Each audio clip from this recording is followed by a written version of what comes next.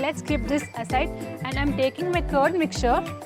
As you can see, very good bubbles have formed on this. The curd and the baking powder and baking soda has reacted very well with the mixture. So what I'm going to do now is, I'll be adding my dry ingredients to the wet ingredients gradually, and I will be mixing it by cut and fold method so that the bubbles, the aeration that this mixture has doesn't go away.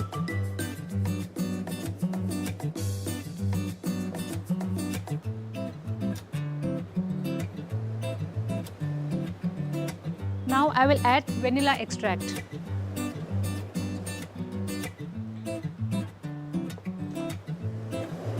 So I have taken 1 teaspoon of vanilla extract.